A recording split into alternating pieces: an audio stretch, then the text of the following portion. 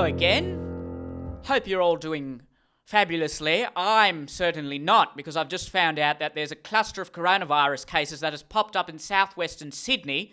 Who'd have thought? That's where most of the immigrants are. In Casula. Casula of all places. What the bloody hell is going on in Casula? Lock the bloody suburb down. Lock it down, Gladys. What are you waiting for? So I don't know what's going on with these idiot politicians, but that it needs to occur.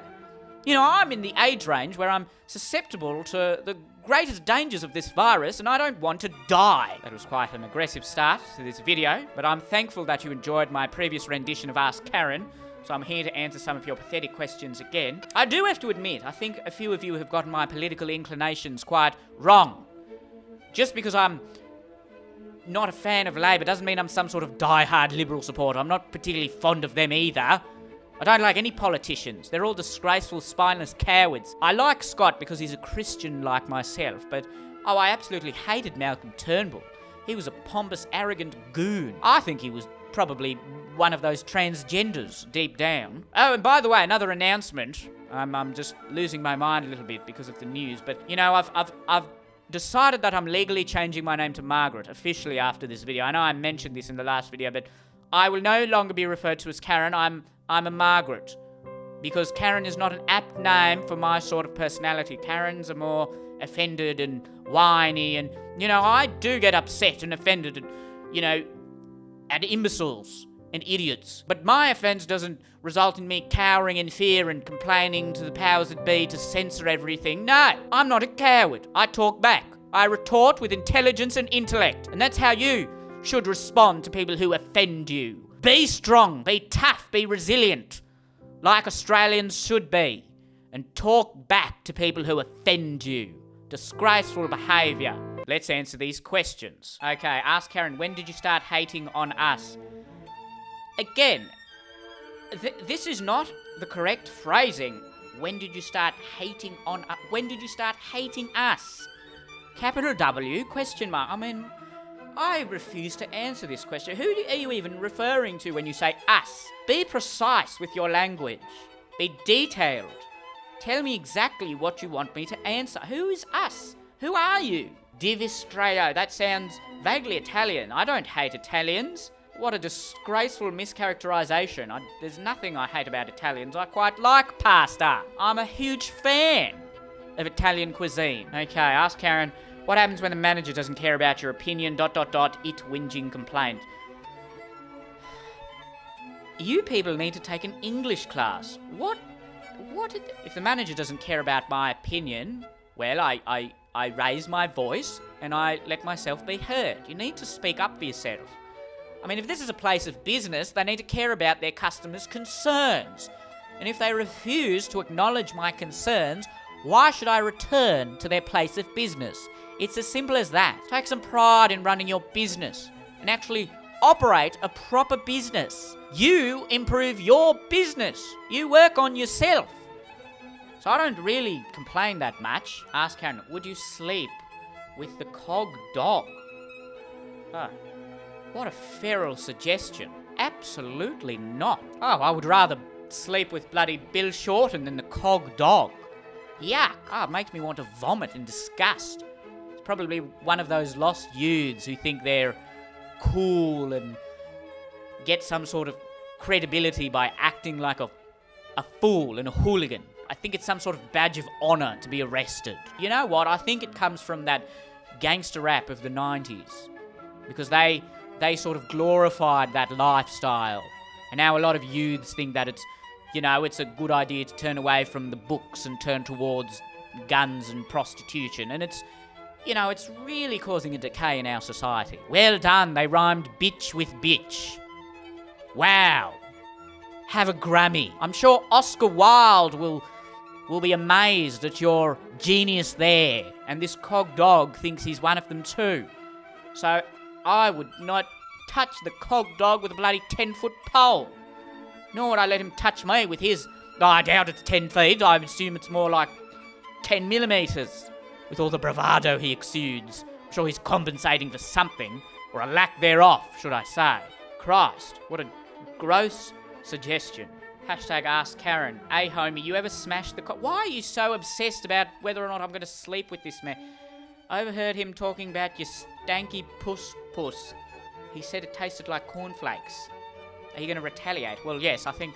You know what? This is cause for bloody legal defence right now. I'm not sure what the exact legal term is, but I'm sure there's something to be said about this sort of language and these kind of absolutely incorrect assertions about cornflakes. I have 7 Weetabix in the morning.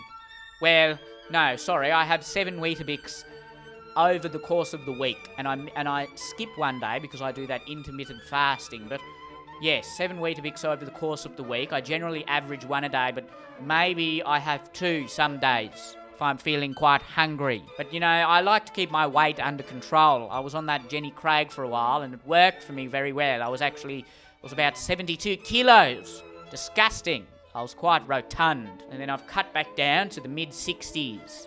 And I'm about 5'5.5", so I think that's an appropriate weight for my height. Ask Margaret. Oh, I like that. Thank you. What do you think about social media and the positives and negatives it has on people? Has there been a single question that has had the appropriate grammar? No. Are you just doing this to upset? I believe that I refuse to believe that you're this stupid. Even though you are probably Gen Z, I think you know how to spell. What is it? It has on people. Proofread. Have you ever heard of proofreading, young man? Patrick Walsh. What do I think about social media? Well, it has many positives and negatives.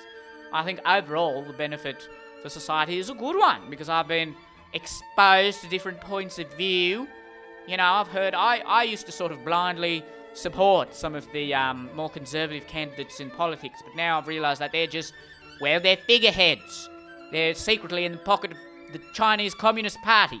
And I only found that out online and on social media. And I hope to God bloody Mark Zuckerberg and all the regulators in the just over-policed bureaucracy, that is the government, don't police the truth on Facebook and social media. You know, we don't live in the bloody Congo. We're not ruled by a bunch of dictators. Don't need to be banned. If someone says something you don't like, maybe turn off the computer. Is it that hard? Is it so hard for you?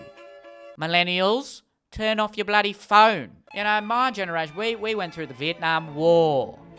You won't hear us complaining about how our feelings were hurt on social media. It's a disgrace. Absolute disgrace. I think the humour is quite... Well, it's quite shallow on social media.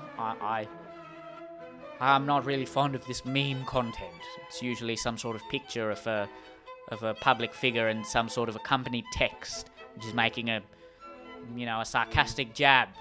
And I don't find them that funny.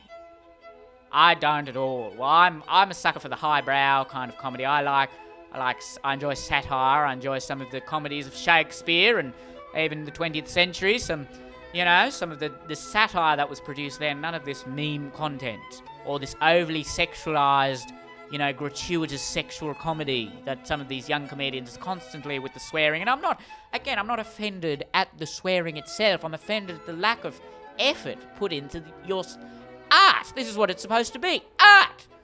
Stop talking about your appendages. Start talking about the human condition. All this modern garbage. Hanging a bloody chair off the ceiling and calling it a masterpiece. Absolutely not. It's only a masterpiece to people who've done so much acid they've fried half their brain off. Some of these idiotic postmodern artists put a little dot on a canvas and call it brilliant because it's somehow symbolic of the, futility of art and the world and the way that capitalism intersects with art. No, you're just reaching there, aren't you? You're just lazy. You haven't bothered to put any effort into your art. Put some bloody effort into your art. The artists of today are just disgusting, and the amount of government funding that goes towards the arts is... Oh, it makes my blood boil. Well, anyway, I hope you've been informed by some of my opinions there. And for goodness sake, take a bloody English class, the lot of you. Thank you for listening to Ask Margaret. That's my name now, Margaret. And I'm sure I'll see you again soon. I hope you like my pearls that I've bought. Next week, I'll tell you what, I'll do an Ask Character video as the working class dad. Yes, the blue collar working class dad is quite the antithesis to me, isn't he? So Ask Working Class Dad. Those are the questions. You can ask him about all sorts of things, but let's just assume he's your dad and you're asking him for some advice, and I'll try to answer those questions through the perspective of that character. Go and watch my Working Class vs Middle Class Dads video. Working Class Dad. That's the next Ask character. Subscribe if you haven't already. By the way, you can send me a video request on Cameo. I haven't really mentioned this on my YouTube channel before, but if you want a video from Working Class Dad specifically tailored to you, message me on Cameo. Cameo.com/Neil Kolhatkar. Thank you for watching. I'll see you next time. Goodbye.